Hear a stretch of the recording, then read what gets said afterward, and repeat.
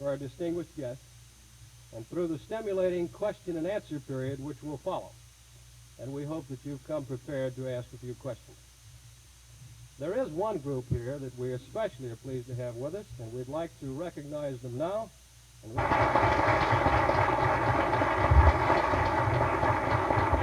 Thank you.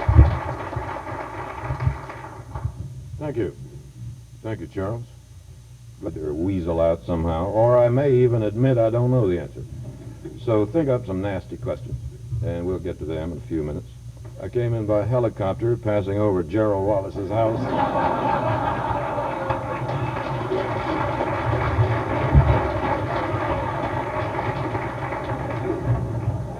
Well, a lot of us still believe that. I still believe that. Our country still has a great reservoir of faith and hope and trust in the original idea and the idea we started out with. And many of us, including myself, still believe the United States can be what it started out to be. And so I think a legitimate question now in this particular time in our history is, why aren't we? Why is it that our country today is beset with more trouble than we seem to be able to deal with? Why are our college students shot to death on campuses?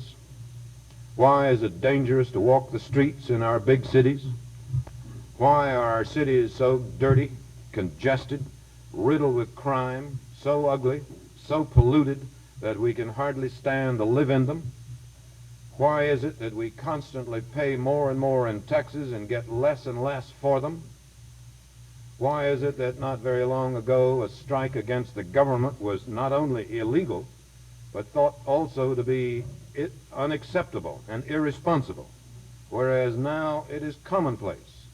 Strikes by policemen, firemen, teachers, letter carriers, who knows what else? Why is it that after 6 years we are still fighting a war the majority of the American people do not support and actively want to get out of? Why is it that the American society that started out so brilliantly and with such high hopes and with such great achievements is now in a general, dangerous disarray coast to coast? In short, if you will forgive my language, what the hell is wrong? Well, there is no one short, easy answer to all these questions, and there is no one villain and no one failure to blame for all of it. But there is one failure, one continuing failure, that in my opinion is more responsible than any other one thing, and it is this, that the federal government of the United States is doing a perfectly miserable job. It has proved itself to be highly inadequate to deal with the problems of the American people. If you doubt that, I would invite you to try to think of just one job, any job, that the federal government does outstandingly well. And I believe you will find it hard to think of any. As one small example, it is commonly said in Washington now that in the war on poverty, poverty won.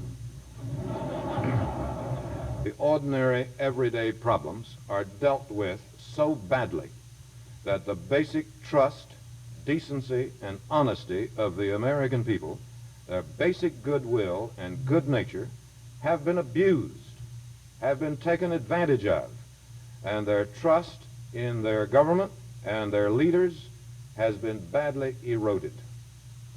It has been taken advantage of by a federal establishment that persists in going its own way, doing what it wants, and practically never asking the people of this country what they want. For example, for years and years, about 30 years that I know of, there has been a strong, vocal public opposition to the foreign aid program, to choose one example of perhaps 50. In all the polls, year after year, when people were asked what they didn't like and what they wanted stopped, the foreign aid program was always at the top of the list. So that raises a simple question.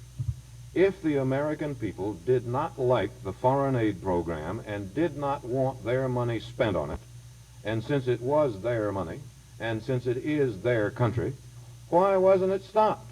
Whose country is it? There were some good arguments for it at one time, but in the face of a clear public opposition, it has dragged on for 25 years, and while it is much smaller now, it still continues. Some time ago, 3 years ago, there was a child, about 11 years old, kidnapped in Los Angeles.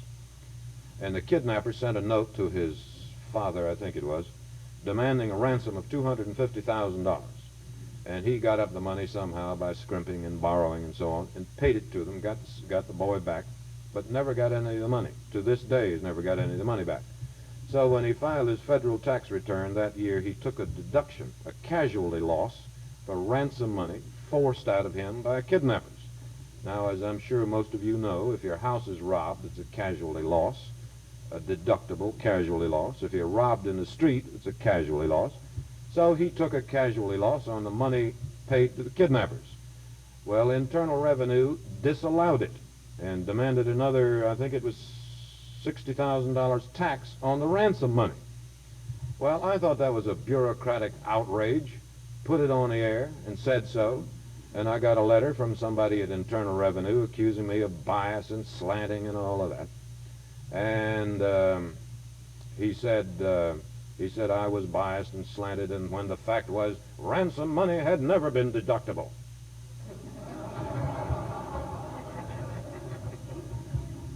I thought that was possibly the stupidest remark I have ever heard in my life.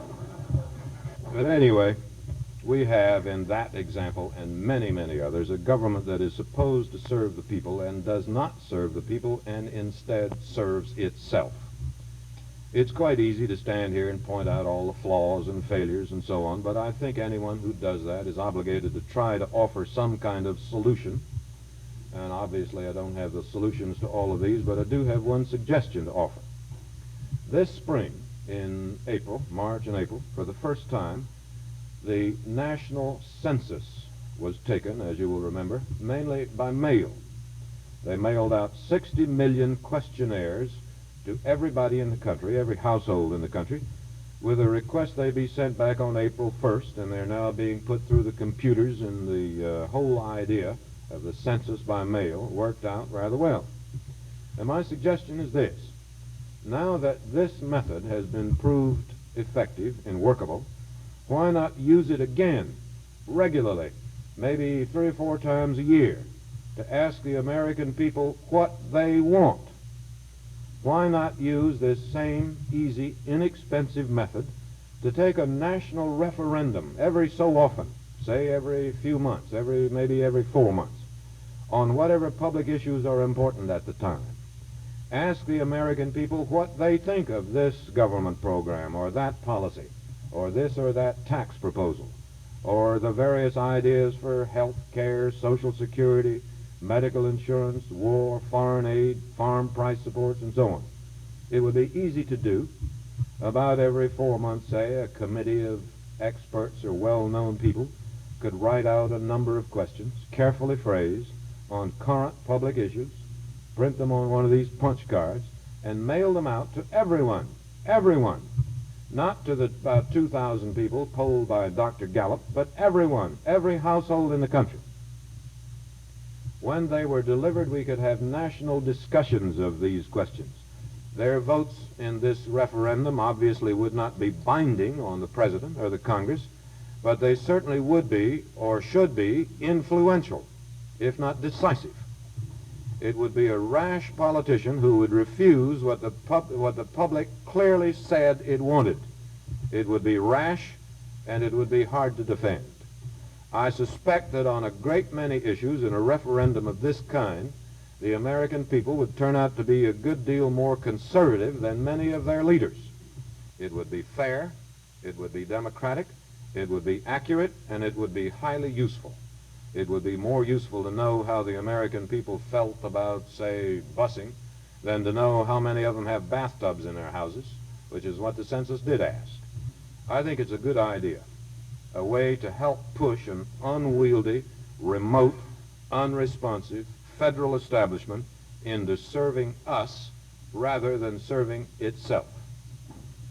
Now, these nasty questions you've been thinking up, I don't want to keep you here too long, but I'll try to take as many as we can in whatever time you are willing to spend.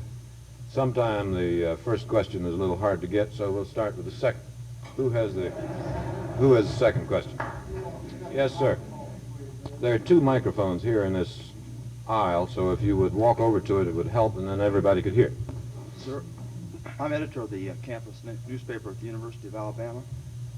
Sir, there's an annual bloodletting in Alabama called a gubernatorial election, and one of the candidates seems to feel if he is defeated, President Nixon and Vice President Agnew and Attorney General Mitchell will no longer support a Southern strategy, that if he is defeated, the South will no longer have the voice in the nation's capital that it presently does. Do you believe this is true? I don't know anything about that. I should be asking you about Alabama politics rather than the other way around. You live here and I don't. And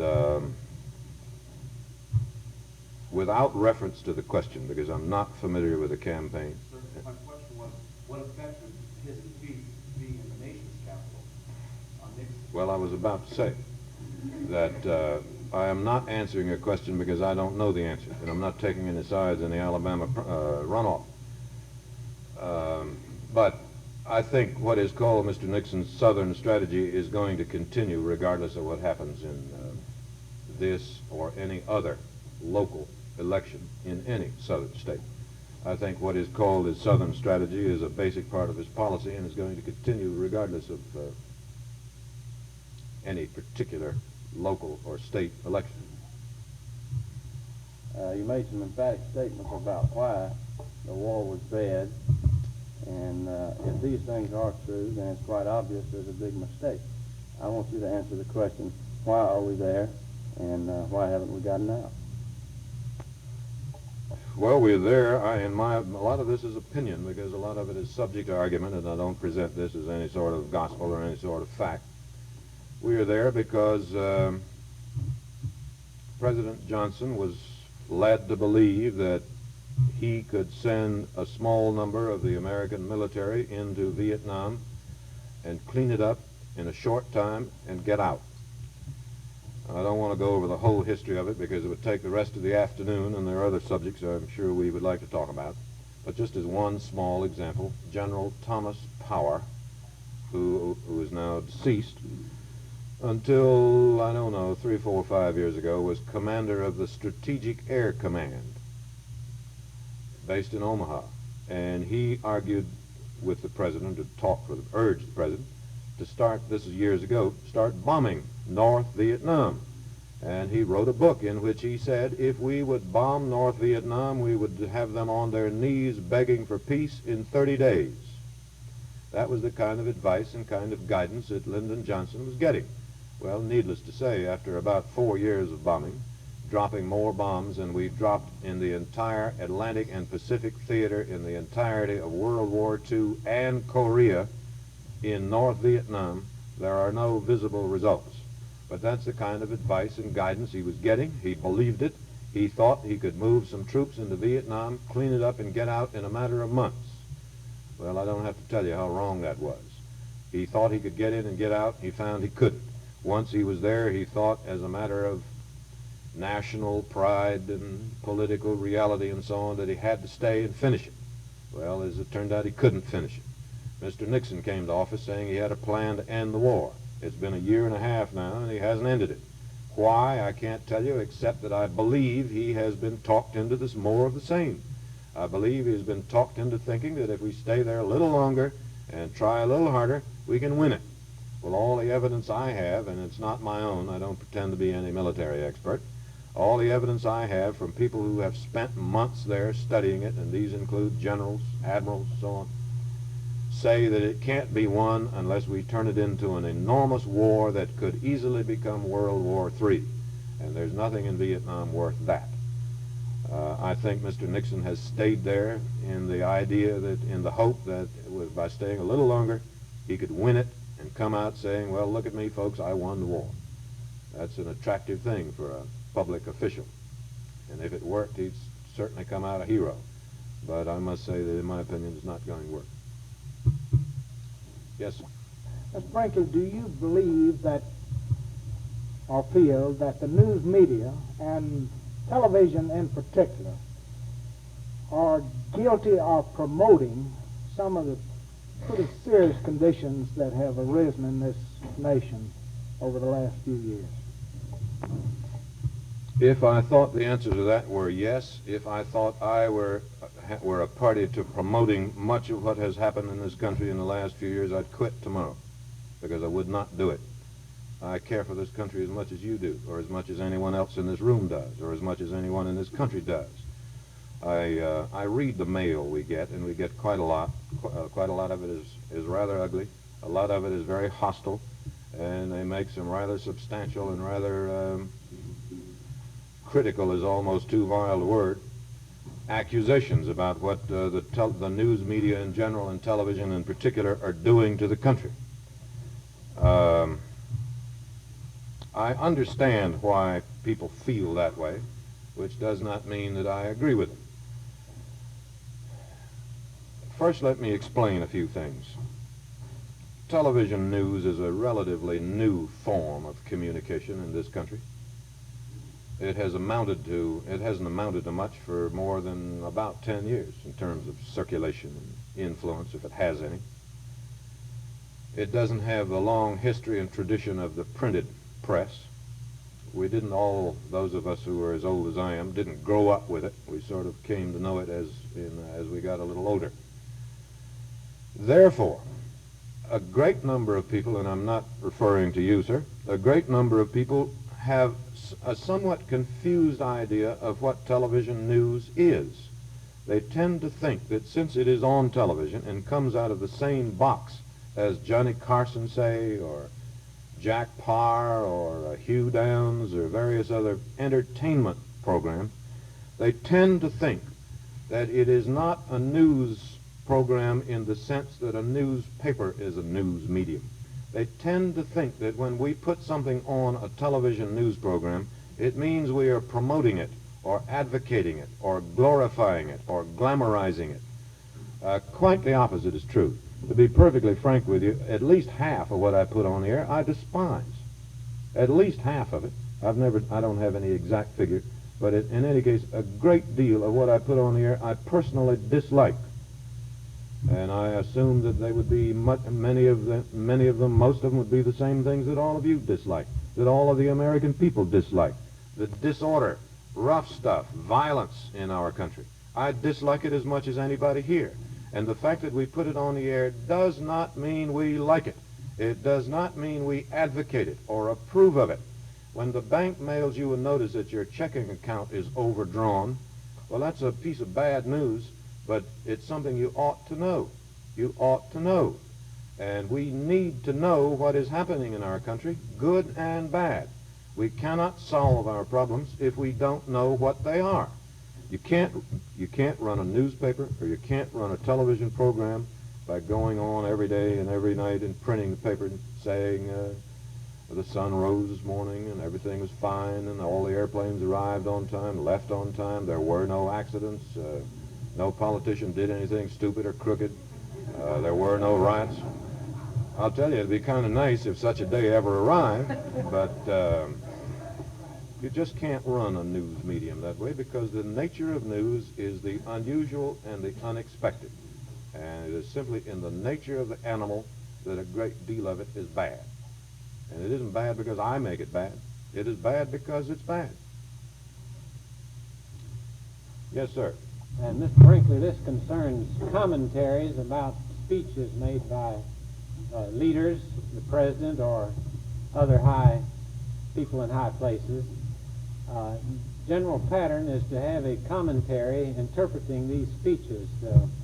Why not let us listen to them and interpret them ourselves? When the President of the U.S., whether it's Mr. Nixon now or Mr. Johnson in the past or others in the past, asks for network television time, obviously he always gets it. And he makes a speech. And he is the President. And network television time, by absolute necessity, there is no way to avoid it, is divided into time periods. usually of 30 minutes. And when the president makes a speech, he decides the length. We cannot say to him, you have to talk 28 minutes or 28 and a half minutes. It's up to him. He usually says, I want to make a speech, and it'll be somewhere around 15, 20 minutes, something like that. And then he takes whatever time he wants. So when the president finishes and it's 20 minutes past the hour, there are 10 minutes left to fill. We have to fill it. So how do you fill it? You can't put on organ music. You can't come on following the President of the United States with a trained dog act. You can't come on following the President of the United States with a juggler and a dancer and a dance band or anything like that. So how do you fill it? The only way we have ever been able to think of, and if you have a better idea, I'd be delighted to hear it. The only way we've ever been able to think of is to gather together in the studio 2 or 3 or 4 senators and cabinet members and people like that, and then to have a sort of little round table discussion about what the president has said. That usually includes people who are on his side, the Republican in this case, and people who are on the other side, Democrats. And some of them will agree with what he said, and some will not. And we've always thought, or at least hoped, that in the course of these little discussions, it might help to illuminate some of the issues raised by the president. As for the querulous criticism and instant analysis that Agnew is so unhappy about, he's just absolutely wrong. Just absolutely wrong. And I went back and read word for word what was said on our network that time that he was so unhappy. And there wasn't, first of all, it's not instant analysis. The White House, the previous afternoon, invited 2 or 3 of our correspondents and several of others from other networks to the White House for this specific purpose, and said, after the president's speech, we know you will have some sort of roundtable or discussion, and so we want to tell you now some of what he's going to say and why he is saying it. And they gave us a little background briefing on what the subject of the speech was and explained some of his thinking on why he said it. And so that was hours and hours before he went on the air. And so when I didn't, but whoever it was, I guess it was Chancellor and Averill, no, I don't remember who it was, but anyway, several people came on following Mr. Nixon's speech that night with the so-called instant analysis. It wasn't instant at all. Most of it was sort of saying what the White House had explained that afternoon. No one said anything critical. No one said anything nasty. Frankly, I think it would be rather bad taste to come on immediately after the president and say, oh, he's a liar and a rogue and this and that. We've never done anything like that. The fatal flaw in Mr. Agnew's argument is that if somebody came on after one of his speeches, and we don't do it for anybody but the president, if somebody came on after one of Agnew's speeches and said, well, we've just heard a speech by one of the great statesmen in American history, by one of the foremost public servants of our time, by a man of great wit, intelligence, brilliance, handsome, honesty, and integrity, Vice President Agnew. Do you suppose he would object to that?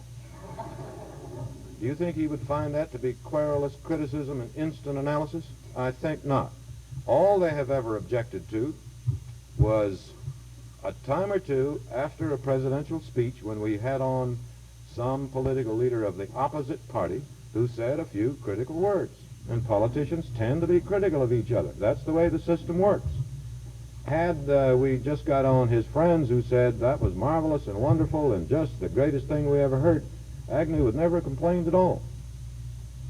So to get back to the answer to your question, the reason for doing that is not to try to explain to a dumb public things they could figure out for themselves. The primary reason for it is to fill the time.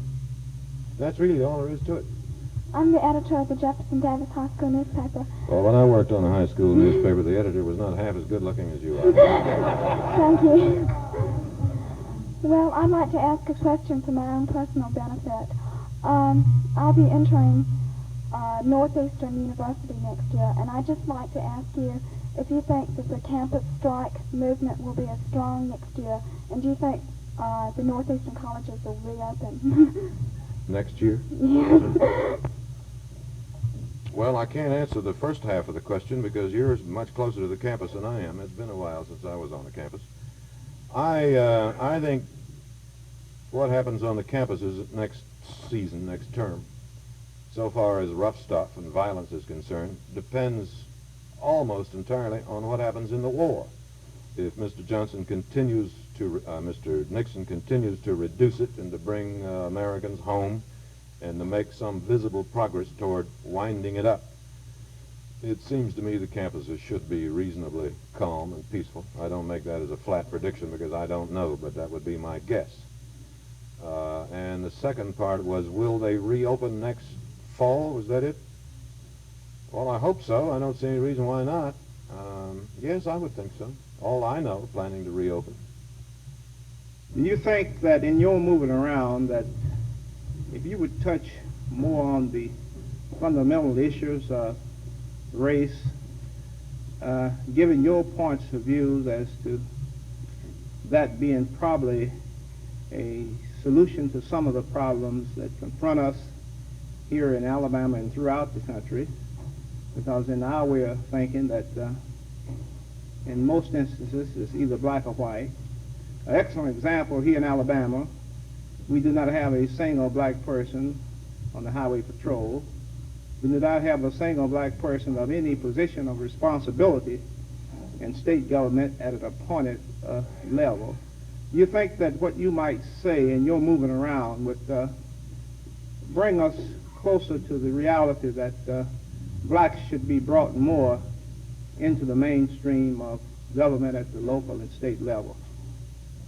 Well, I don't know whether how the people here would react. You could answer that better than I because you live here. I suspect it might be useful just to do what you just did and point out a few facts, which frankly I didn't know. That there are no black people at all on the, as I say, behind the post there, I can't see. There are no black people at all on the state highway patrol, is that what you say? And none at all in appointive positions of responsibility in the state government? And there may even be some others here who didn't know it. And to point out to them that the black people in Alabama are not fairly represented in these various public institutions, the state government, the highway patrol, and so on. Appeal to their sense of fairness, which certainly exists. And I certainly hope that it would have some result.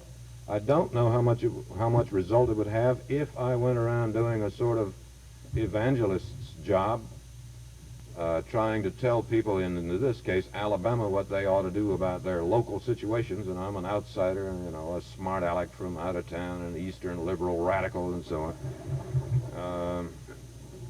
It may even have an adverse effect.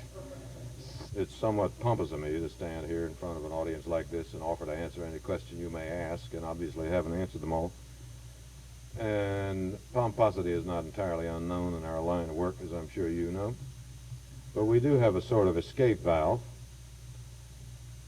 that may not be available to everybody, so threatened. And one example of it was in an airport some time ago. I was on my way somewhere, and a lady came up to me in the waiting room and said, "Aren't you Chet Huntley?" And I said, "Yes." Because, first of all, that's the polite answer. It doesn't make the slightest difference. People confuse us all the time, and it doesn't make any difference. If I ran into Laurel and Hardy tomorrow, I wouldn't know which one was which. And second of all, if I had said, "No, I'm Brinkley," she would have felt she'd committed a faux pas and would have had to apologize, and I would have had to say, "Oh, it's quite all right. I've heard it before. Don't give it any thought." And during all this conversation, I'd have missed my airplane. So I said, "Yes." And she said, "Well, I think you're pretty good, but I don't know how you put up with that idiot Brinkley." Thank you. Thank you for coming.